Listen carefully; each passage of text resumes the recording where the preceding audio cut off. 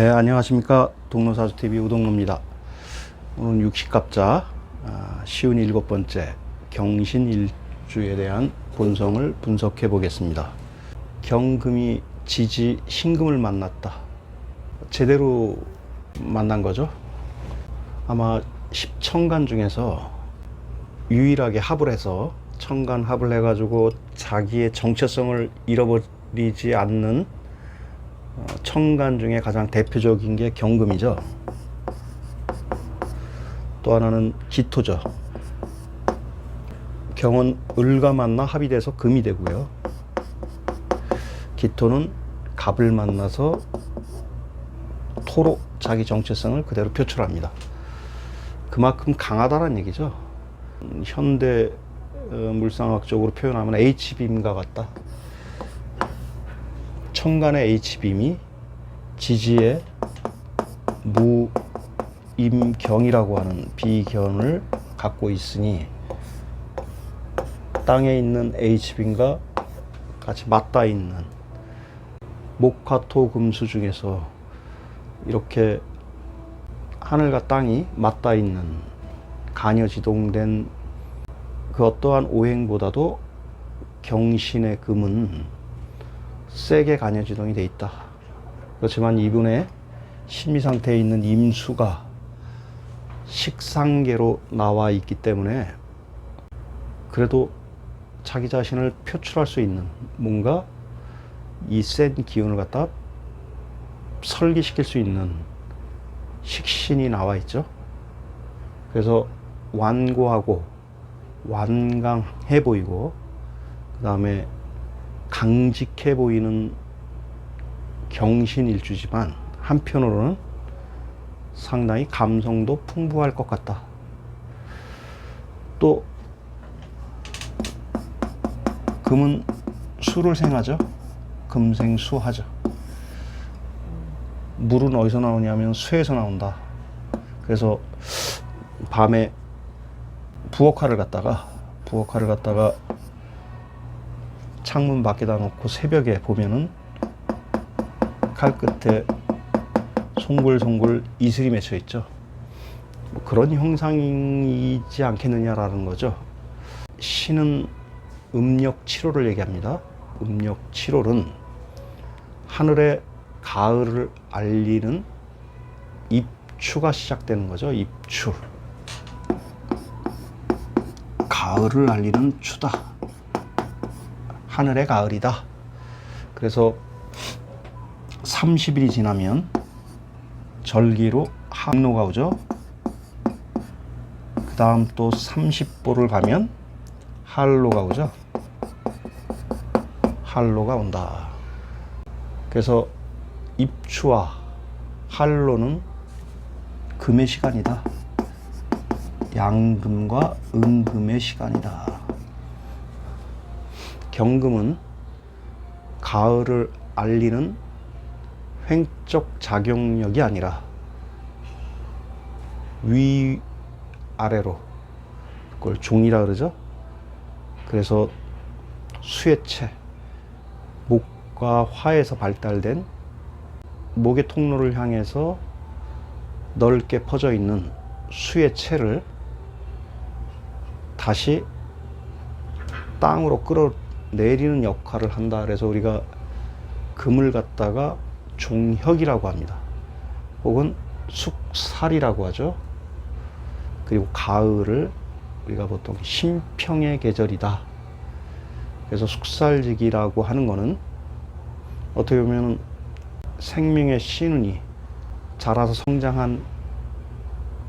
성장하여 꽃을 피우고 바로 그 열매를 맺히게 하는 실질적, 어떻게 보면 봄, 여름, 가을, 겨울 중에서 제일 중요한 결실의 계절인 추상과 같은 가을을 상징하는 하나의 운기로서 온 금이다.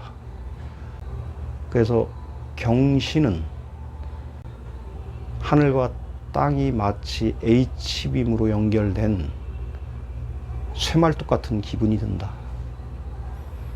그래서 경신일주는 남녀를 가리지 않고 이 사람들의 내면 세계로 들어가면 상당히 완고하고 고집, 뭐 좋게 얘기하면 주체의식이 상당히 강할 수밖에 없다. 또 한 가지는 음에서 양으로 운동하는 기운이 아니라 하지를 지나 점점 음으로 운동하는 기운이 강하다. 어떻게 보면 꼭 교차점에 와 있다. 금화교역의 교차점에 와 있는 일주가 경신일주다. 어떻게 보면 상당히 강력한 포스가 느껴지는 그러한 일주가 아닌가 생각합니다. 그래서 직업들도 경신일주들은 상당히 좀 이 사회에서 센 역할들을 많이 담당하고 있지 않겠느냐. 뭐 강력계 형사라든가 혹은 검찰, 법조계, 또 한 가지는 의료계통에서도 남들이 하지 못하는 외과 의사들, 환부를 도려내서 병을 고치는 외과 의사들 냄새가 확 나죠. 경신, 좀 센 역할들을 한다. 또 경신일주의 여자나 남자들은 본인 자체가 완고하고 세기 때문에 배우자들도 자기를 감당해 줄 수 있는 정도의 완강함과 주체성이 있는 사람들을 좋아할 수밖에 없겠다. 경신일주들은 편인을 쓰죠. 편인이라고 하는 것은 호기심이 많다. 삶을 살아가는 어떤 호기심 혹은 의심, 그 다음 어떤 촉을 의미하죠. 촉이 빠르다. 그 다음 식상계를 사용하죠. 식신, 신금은 수의 장생지죠. 금의 걸록지가 신입니다. 녹지에 와 있다. 녹왕을 끼고 있으면 상당히 신강할 수밖에 없죠. 그래서 경신일주는 신강하냐 신약하냐를 논하기 이전에 일주 자체가 녹지에 와 있기 때문에 상당히 완고해 보이고 주체성이 있어 보이고 어떻게 보면 또 고독해 보인다라고도 얘기할 수 있겠죠. 고독하다. 그러한 완고함과 완강함 때문에 어떻게 보면 사람들한테 배척당할 수도 있는 그러한 기운이 아닌가 생각합니다. 굳은 일을 도맡아 할 수밖에 없죠. 경신일주, 완고하고 강인함을 자기 자신의 풍부받은 대로 숙살의 기운으로 포집하는, 확산시키고 확장시키는 역할보다는 수의 기운을 포집하고 다시 지상으로 끌어내리는 그러한 역할을 하는 첫 출발지가 경신일주다. 계절로 치면 신, 유, 술. 신금이라고 하는 것은 하늘의 계절을 알리는 가을이죠. 유금은 절기상으로 백로를 의미하고요. 술토는 한로를 의미하죠. 그래서 하늘의 가을, 유금은 땅의 가을, 수로는 비로소 사람한테 오는 가을을 의미합니다. 사람이 모든 계절은 천지인 3월을 통해서 온다. 그 첫 천간인 경금과 신금이 H빔처럼 지상에 뿌리를 내리고 있어 경신일주를 가지신 분들은 상당히 완고하죠. 갑이는 휘어질 수 있지만 경신금은 구부러지지가 않는다. 요즘에 문제가 되는 정광훈 목사 생각이 자꾸 나네요. 정광훈 목사님은 인터넷에 떠도는 사주로 오면 경신금이 아니라 갑오일주인 듯합니다. 자, 경신금의 천간에 풍부받은 지장간의 모습은 식신과 편인이 대대하고 있으면서 비견을 가지고 있다. 완고하고 완강하고 강인해 보이지만 식상계를 쓰고 있어서 고독해질 수 있다. 이렇게 표현해도 지나친 것은 아니 듯합니다. 오늘도 경신일주에 대한 사주를 법륜대에 놓고 계속 설명해 나가겠습니다.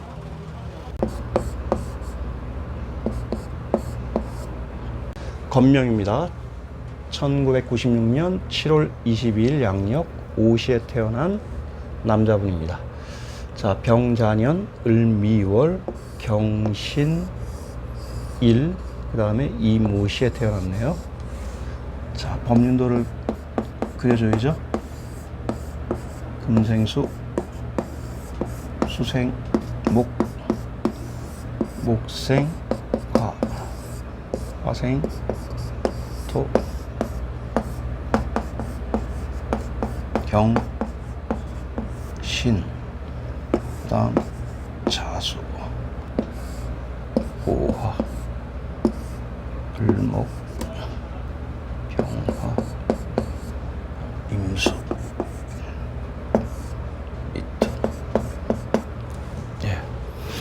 경신 일주로 보면은 상당히 신강한 것 같지만 의외로 수와 목과 관으로 인해서 신약해질 수 있죠. 그래서 용신을 금으로, 그 다음에 토를 희신으로 보면 대운에서 금이 들어오는 시기, 그 다음 지지에서 토가 들어오는 시기에 이분은 상당히 뭐라 그럴까요? 운동 선수로서는 아주 좋은 자기만의 어떤 좋은 기질을 다 갖고 있는 친구입니다.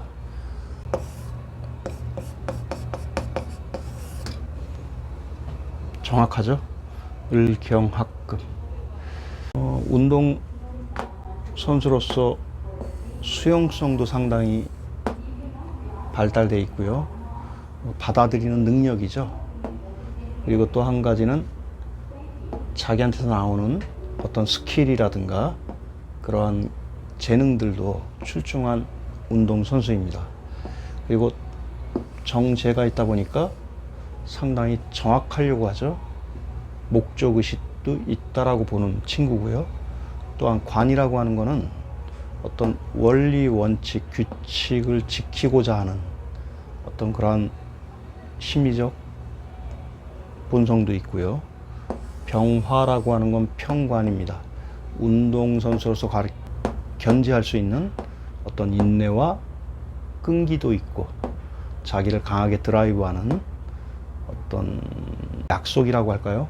그런 것도 지키려고 하는 기운이 강한 친구입니다.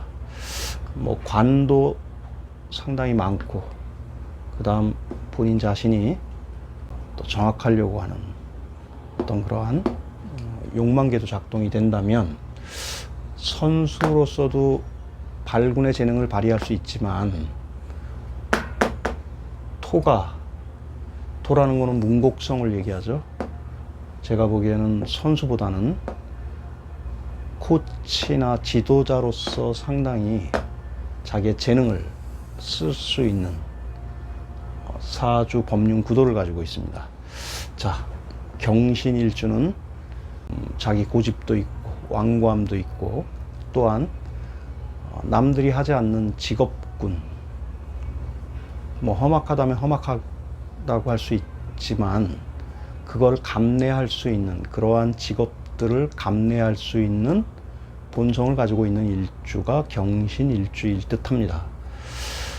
건명 1996년 7월 22일 5시에 태어난 이 분은 30대 중반서부터는 선수가 아닌 지도자로서의 삶을 길하게 펼쳐질 수 있는 운이 들어와 있는 학생입니다. 감사합니다.